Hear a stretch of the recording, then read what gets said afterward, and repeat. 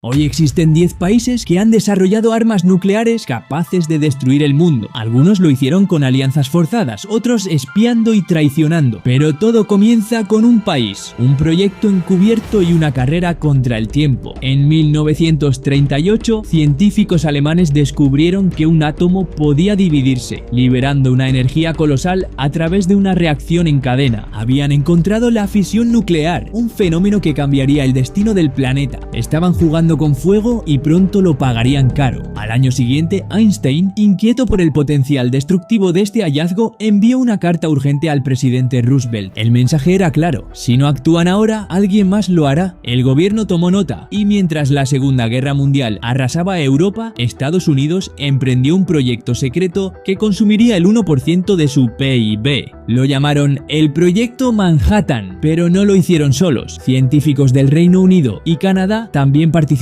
todos enfocados en una misma meta: fabricar el arma más poderosa del planeta antes que los alemanes. Alemania no se quedó atrás y, tal como advirtió Einstein, puso en marcha su propio programa nuclear. Pero antes de que pudiera avanzar demasiado, llegó el primer gran giro. En mayo de 1945, los nazis se rindieron, pero en julio, mientras el presidente americano Truman se reunía con Stalin y Churchill en Potsdam para decidir el futuro de Alemania, algo más estaba ocurriendo. En ese preciso instante, Truman recibió una llamada directa desde el desierto de Nuevo México. Fue ahí donde hicieron la primera prueba de la bomba atómica, y había sido un éxito rotundo. Estados Unidos ya tenía la bomba, y la tensión fue inmediata. Truman se lo insinuó a Stalin con frases ambiguas, como "quien quiere mostrar poder sin revelar demasiado". Pero Stalin ya lo sabía. Tenía espías dentro del proyecto Manhattan, y esa traición silenciosa lo enfureció internamente. Aún así, no lo detuvo. Un mes después, Estados Unidos lanzó 2 bombas nucleares sobre Hiroshima y Nagasaki, y la rendición de Japón fue casi inmediata. Los americanos rieron y siguieron con sus vidas, sin imaginar lo que se avecinaba, porque lo que parecía el fin del conflicto era en realidad el inicio de algo mucho más grande, una carrera mundial por igualar o superar el poder que Estados Unidos acababa de demostrar, y el primero en responder sería su propio aliado más desconfiado, la Unión Soviética, que cuando vio con sus propios ojos el poder de las bombas lanzadas por Estados Unidos en Japón, ya no había vuelta atrás. Los soviéticos aceleraron su investigación como nunca antes. Ellos tenían algo que los demás no: una red de espionaje profundamente infiltrada en el proyecto nuclear estadounidense. Obtuvieron datos, planos y avances técnicos claves, pero había un problema: temían que esa información fuera falsa, enviada por agentes dobles para sabotearlos desde dentro. Así que decidieron no confiar ciegamente e hicieron el trabajo 2 veces. Por un lado, construyeron una bomba basándose en los diseños robados, y por otro, desarrollaron su propia investigación independiente, utilizando incluso científicos alemanes capturados tras la guerra. La combinación fue efectiva. En 1949, mucho antes de lo que Estados Unidos imaginaba, la Unión Soviética detonó con éxito su primera bomba atómica, en el polígono de pruebas de Semipalatinsk, Kazajistán. Ese día, el mundo dejó de tener un único superpoder nuclear y la Guerra Fría acababa de comenzar. Y con ella, una carrera armamentista sin precedentes en la historia humana. Reino Unido. Uno pensaría que entre aliados no hay secretos, que si un país comparte inteligencia, el otro responderá con gratitud. Pero en el juego nuclear no existen las amistades. Gran Bretaña fue, de hecho, uno de los pioneros en la investigación nuclear. En 1940, mientras luchaba por sobrevivir a los bombardeos alemanes, lanzó su propio programa, Tube Alloys. Allí reunieron a científicos británicos, alemanes, austriacos y polacos, muchos de ellos huyendo del nazismo.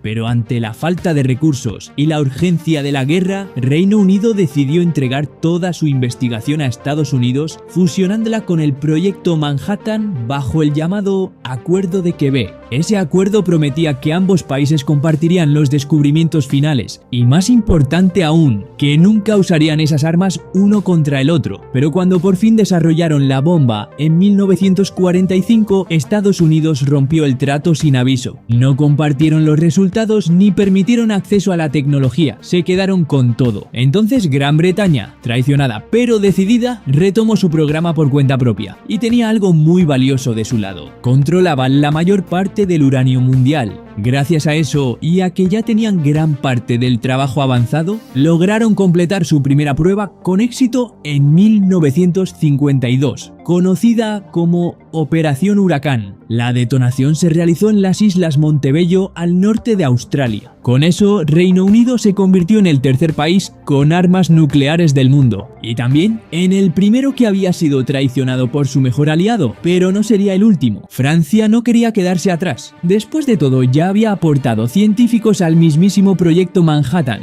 pero tras la guerra y con Europa en ruinas, su enfoque se volcó principalmente hacia la energía nuclear, hasta que algo cambió. En 1956 ocurrió la humillación de la crisis de Suez. Francia, junto con Reino Unido e Israel, intentó recuperar el control del canal de Suez en Egipto, pero Estados Unidos y los rusos intervinieron diplomáticamente y Francia quedó descolocada. Ese momento marcó un antes y un después. Los líderes franceses comprendieron que, si querían volver a ser considerados una gran potencia, no podían depender de nadie. Necesitaban su propia capacidad de disuasión, y eso significaba una única cosa: armas nucleares. El presidente Charles de Gaulle encabezó personalmente esta decisión. Declaró que una Francia soberana debía ser capaz de defenderse sola, incluso de sus propios aliados si fuera necesario. Esto implicaba tomar distancia de la OTAN y de la tutela estadounidense. Francia, sin acceso a la información de los anglosajones, tuvo que desarrollar su arsenal de forma casi completamente independiente. Pero contaban con algo que sería clave: uranio natural proveniente de sus colonias en Níger, Gabón y Madagascar. Con este recurso, y pese a estar económicamente devastados, los científicos franceses trabajaron sin descanso. En 1960, en pleno desierto del Sáhara, dentro del territorio de la colonia francesa de Argelia, llevaron a cabo su primera prueba nuclear exitosa. Fue la primera explosión nuclear del país y la más poderosa hasta entonces jamás realizada por una nación en su primer intento. Pero no se detuvieron ahí. En 1968, Francia también detonó su primera bomba de hidrógeno,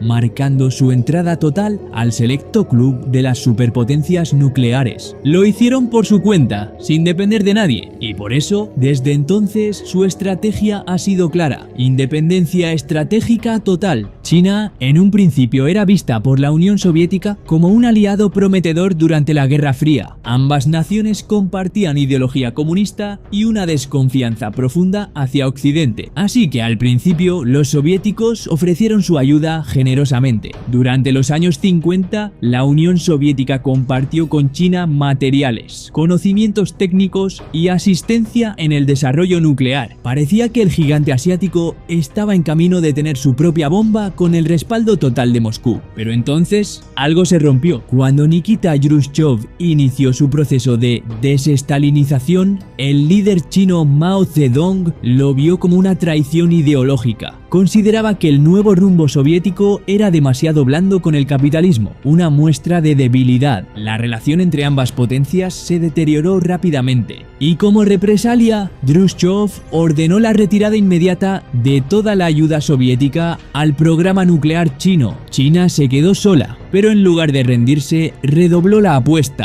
En medio del gran salto adelante y la inestabilidad de la revolución cultural, el régimen comunista decidió priorizar el desarrollo de armas nucleares. Por encima de todo, invirtieron enormes recursos, incluso mientras millones de ciudadanos morían de hambre, y lograron algo extraordinario. En 1964, China detonó su primera bomba atómica en la región desértica de Lop Nur. El mundo entero quedó sorprendido, pero eso no fue todo. Solo 32 meses después, China logró probar su primera bomba de hidrógeno, convirtiéndose en el país que más rápido ha logrado esa transición de bombas de fisión atómicas a bombas de fusión termonucleares, y lo hizo sin ayuda externa. A partir de ese momento, la doctrina china fue clara: una fuerza nuclear independiente, disuasiva y orientada a resistir la presión tanto de Occidente como de sus antiguos aliados soviéticos. Israel tiene una de las historias más secretas y a la vez más reveladoras de todo el desarrollo nuclear global. Ningún país ha sido tan ambiguo ni tan calculador con su programa nuclear como Israel. Hasta el día de hoy, nunca ha admitido oficialmente tener armas nucleares, Tampoco ha negado tenerlas, simplemente no hablan del tema. Pero la historia detrás es cualquier cosa menos silenciosa. Desde la década de 1950, Israel colaboró en secreto con Francia, compartiendo investigaciones y talento científico. Y gracias a ese acuerdo, los franceses ayudaron a construir una instalación nuclear encubierta en pleno desierto del Negev, cerca de la ciudad de Dimona. Oficialmente era un centro de investigación para energía. Extraoficialmente las cosas eran muy diferentes. En 1963, el entonces presidente estadounidense Kennedy comenzó a sospechar seriamente que Israel estaba desarrollando armamento nuclear.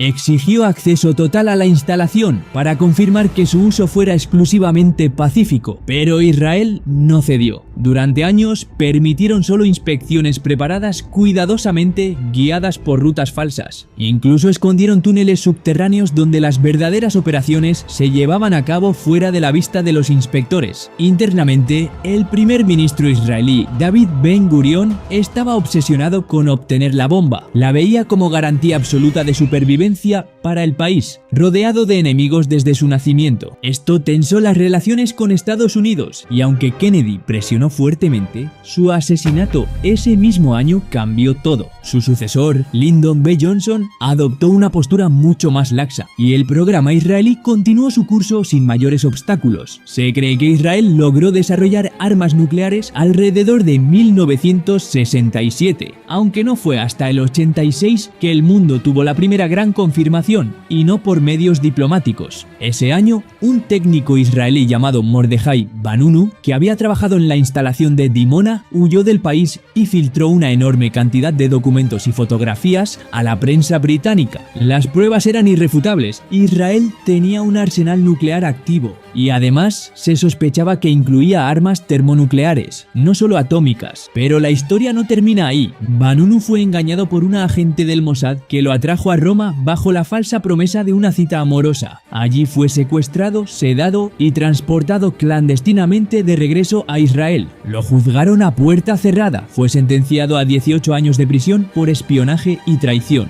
de los cuales pasó más de una década en confinamiento solitario. Hasta el día de hoy vive bajo severas restricciones. No puede salir del país, hablar con la prensa ni acercarse a zonas sensibles. Y aunque Israel sigue sin confirmar oficialmente su programa, el caso Vanunu y el silencio sistemático que lo rodea hablan por sí solos. India siempre tuvo interés en la energía nuclear. Desde los años 40 trabajaba en reactores y tecnología atómica, pero con un objetivo supuestamente pacífico: producir energía, no armas. Pero había un problema. India estaba rodeada de rivales peligrosos: China, que ya tenía armas nucleares, y Pakistán, con el que había tenido varios conflictos. Y después de que India perdiera una guerra con China en 1962, quedó claro que la disuasión nuclear podía ser la única forma de evitar otra derrota. Así que comenzó una estrategia doble. Mientras decían que todo era para fines pacíficos, en secreto empezaron a usar los recursos y la tecnología extranjera para construir una bomba. Lo más curioso es que muchos de esos recursos vinieron de países como Canadá y Estados Unidos, que les habían dado reactores y combustible en teoría solo para generar electricidad. India usó parte de eso para construir una bomba. En 1974, en el desierto de Rajastán, hicieron su primera prueba nuclear. La llamaron el Buda sonriente, y lo más extraño es que afirmaron que había sido una explosión nuclear pacífica. Obviamente, nadie les creyó. El mundo reaccionó con condenas y sanciones, porque India había roto los acuerdos, usado tecnología con fines militares y además no había firmado el Tratado de No Proliferación Nuclear, un acuerdo internacional que busca evitar que se sigan creando más armas de este tipo. Durante años, el país mantuvo un perfil bajo. No decían si tenían armas activas ni cuántas, pero seguían investigando. Y en 1998 ya no lo ocultaron más. India realizó 5 pruebas nucleares nuevas, esta vez claramente militares. Incluyeron una bomba termonuclear, mucho más poderosa que las anteriores, y dejaron claro que el país tenía un arsenal funcional. Eso sí, adoptaron una política política oficial de no primer uso,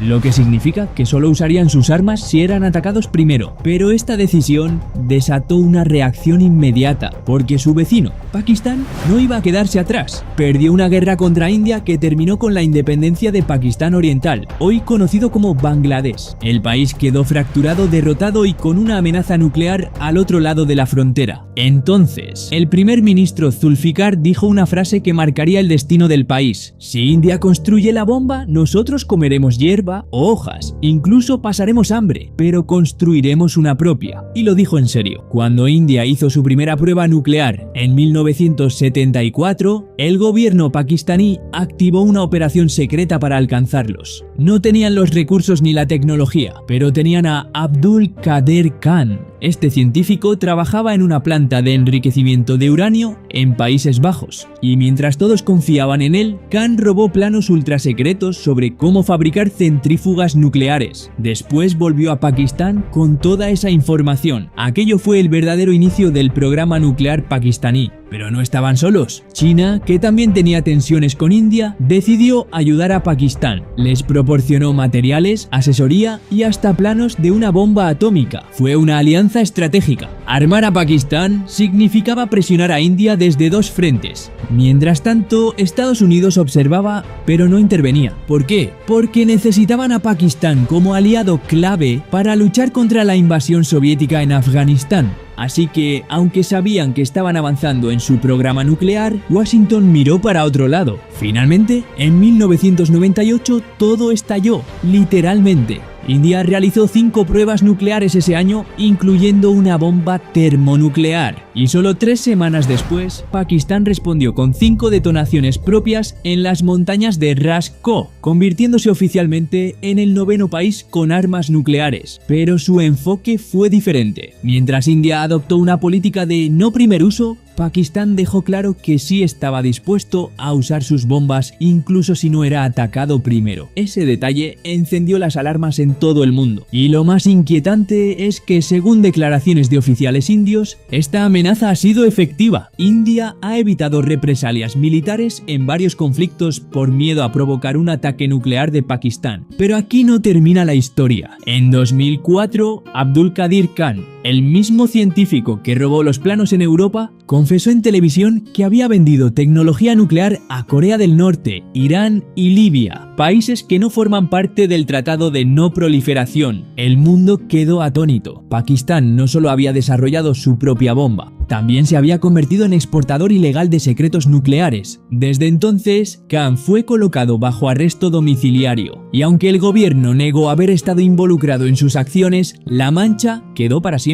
Sudáfrica. Durante décadas nadie imaginó que un país del hemisferio sur pudiera entrar al club nuclear, pero Sudáfrica tenía una de las reservas más grandes de uranio natural del mundo. Ese solo detalle ya lo ponía en ventaja. Durante los años 50 y 60 comenzó desarrollando energía nuclear con fines pacíficos, exportando materiales a potencias como Estados Unidos, Reino Unido y Francia. Pero algo cambió en los 70, con la influencia soviética aumentando en Namibia y Angola y el aislamiento internacional causado por el régimen del apartheid. Sudáfrica empezó a temer por su supervivencia. Sin aliados confiables y cada vez más condenado en foros globales, el país dio un giro. Empezó a desarrollar armas nucleares en secreto. En 1977 construyó un sitio de prueba en el desierto del Kalahari y estuvo a punto de detonar una bomba, pero un satélite soviético lo detectó y alertó a Estados Unidos. La presión internacional detuvo la prueba, al menos oficialmente.